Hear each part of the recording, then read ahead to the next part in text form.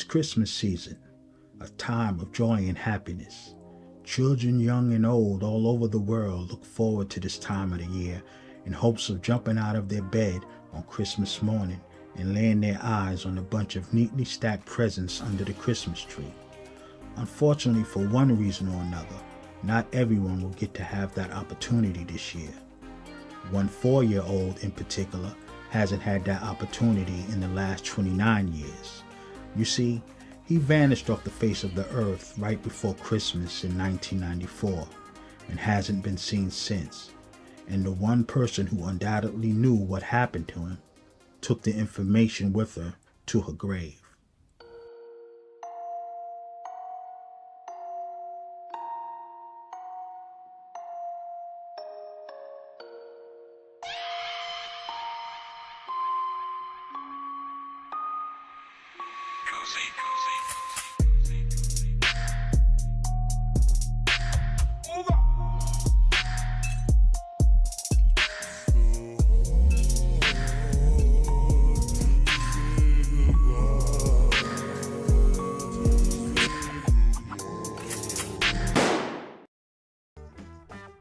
If you grew up in the Metro Detroit area between 1960 and 2000, you would likely remember the Wonderland Mall. The Wonderland Mall, originally named Wonderland Center, sat on a 74-acre site between Plymouth and Middle Belt Roads in Livonia, Michigan. It was originally an outdoor mall before being enclosed in 1986 and then reopened as the Wonderland Mall. An expansion of the mall started in 1989 when a 129,000 square foot one-level extension was built for a Target and a 6-screen movie theater. An entertainment wing was opened in 1997, which featured a family restaurant and an animated indoor amusement park. A few years later, after some of its main anchor stores vacated, the Wonderland Mall closed in early 2003. With only Dunham's, Office Max, and Target remaining open, each with an exterior entrance. By 2007, a Walmart supercenter was open where the mall once stood. But let's rewind back to December 11, 1994, where a young woman by the name of Dwanna Harris reported her 4-year-old son, Dwan Sims, missing while out Christmas shopping at the Wonderland Mall. She told investigators that she believes someone kidnapped Dwan after she lost track of him while shopping in the mall. A full-blown investigation kicked off with more than 40 investigators from Livonia and Detroit police departments, Michigan State Police, even the FBI were involved in the hunt to find Dwan. It was one of the largest and longest investigations the state of Michigan had ever seen. Dogs, horses, and all-terrain vehicles were also brought in to assist in the effort, all to no avail. Dwan's mother says one moment her son was walking next to her in the mall and the next he was gone. The 4-year-old seems to have disappeared without a trace. A news frenzy ensued in the wake of Dwan's disappearance, and his mother Dwanna was all over the news copping pleas, stating, I quote, "Whoever has my baby, I know he's safe, and I know you're taking good care of him. What I'm hoping is that someone may have run across my child. We've got your Christmas ready, so just come home." From the beginning, the detectives on the case felt that she was capping, and the longer the investigation dragged on, the more convinced they were that Dwan was no longer alive. Dwanna felt that she was being unfairly scrutinized by the police and then later by the public due to the recent Susan Smith case, where a mom reported her 2 sons had been abducted in a carjacking by a black male, only to admit she drowned them herself 9 days later. The police conducted covert surveillance on Dwanna, hoping she'd lead them to some kind of clue as to where Dwan was. However, the surveillance operation proved fruitless. She even agreed to take 2 polygraph tests and allowed the police to conduct a search of her home. No evidence was found in the search, but she failed both examinations, walking out on the second. A detective claimed that Dwanna had been close to confessing about what happened during the second exam, but left the room before doing so. Dwanna, meanwhile, denied that failing the test was evidence of her guilt. Instead, she said she only failed them because she was so upset about the whole situation. As the days turned into weeks, police failed to find any physical evidence tying Dwanna to Dwan's disappearance, but believed they could bring charges against her if they could find his body.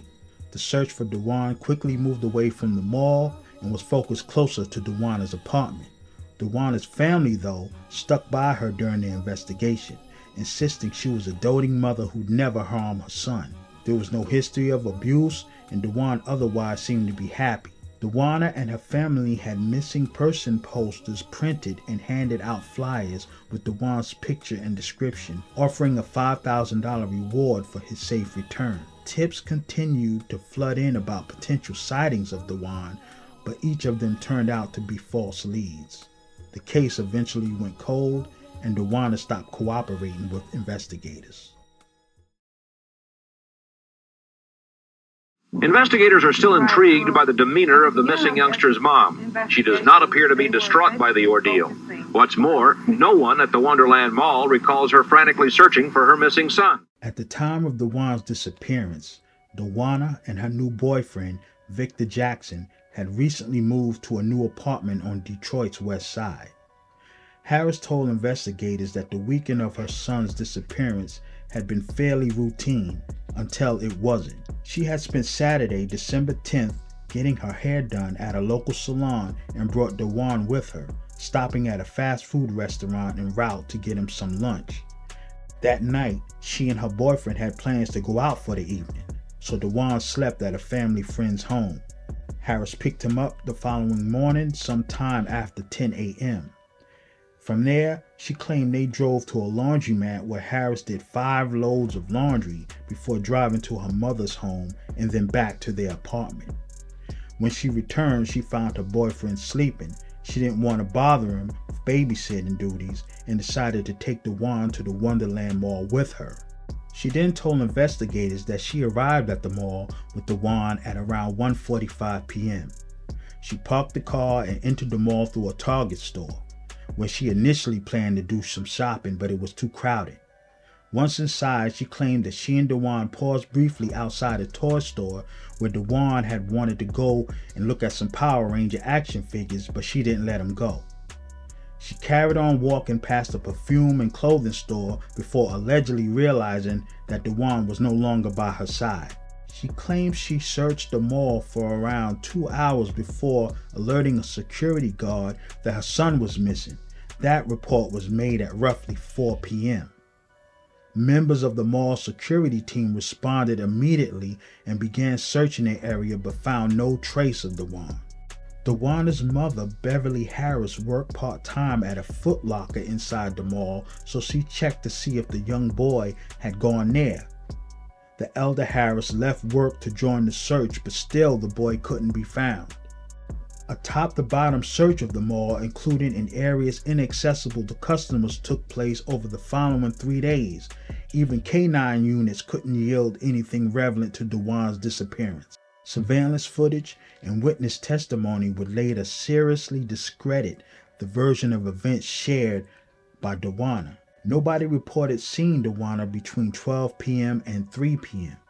Security footage showed her walking into the mall by herself sometime after 3 p.m., an hour and 45 minutes later than she claimed. 2 witnesses reported also seeing her pull into the mall parking lot alone. Footage showed Dwanna walking into the mall and right over to the worker to report her son missing, disproving her claim to have searched for the boy for 2 hours on her own. But when confronted with the footage, Harris stuck to her original story but failed to explain why her son wasn't spotted on the tape. Dwanna Harris died suddenly on December 7, 2020, 3 days shy of the 26th anniversary of her son's disappearance. Right up until her death, Dwanna protested her innocence, but police believes the secret of what happened to little Dwan on that fateful day 29 years ago likely died with her. The Dwan Sims case remains open. He would be 33 years old if he's still alive today. Anyone with information about the case is asked to call the Livonia Police Department at 734-466-2470. That's 734-466-2470. He was last seen wearing a blue hooded 3/4 length winter jacket, dark blue sweatpants, and a pair of low-top Feli sneakers.